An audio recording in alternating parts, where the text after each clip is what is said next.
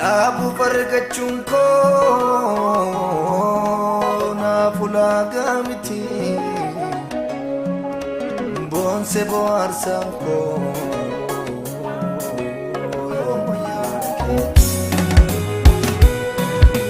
waan argaame baduufi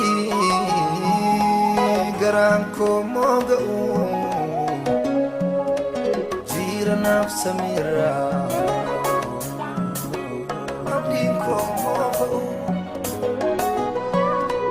Abu fargachuun koo naaf ulaagaa miti boonse bohaarsaan koo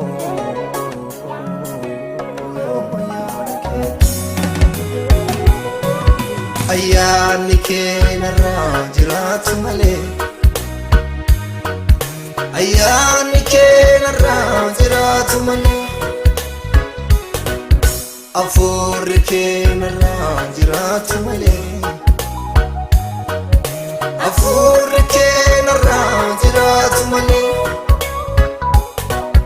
Waamichi kee narraa jiraatu malee Waamichi kee narraa jiraatu malee Waan hunda keessaa isa na boonsa Lafaa kuni gaarii fakkaate baru nama dhiisa waan hunda keessaa isa na boonsa biyyi lafaa kuni gaarii fakkaate baru nama dhiisa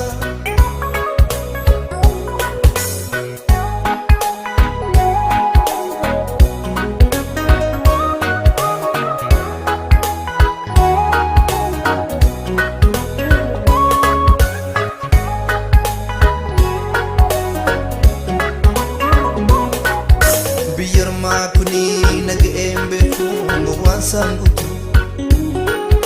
amurte fadeen si duukaa bu'ee galaanoo mune dasitu guutee sirratee sargaddees dabesi kun jarraamti naaf ayyaanni kee qabeenya gahaadha kaaniin darbiti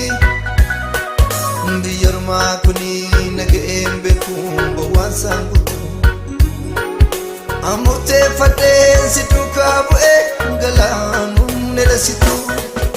guutee sirratee sargaddees dabesi kun jarraamti naaf ayyaanni kee qabeenya gahaadha kaaniin darbiti waan hunda keessaa isa na boonsa biyyi lafaa kuni gaarii fakkaate baru nama dhiisa waan hunda keessaa isa na boonsa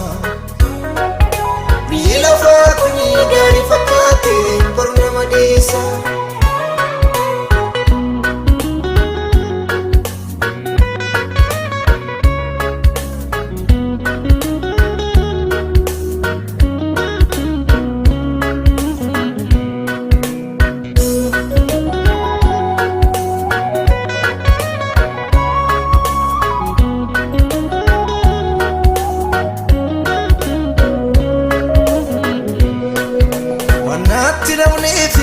jeeqame abdii koo kutaa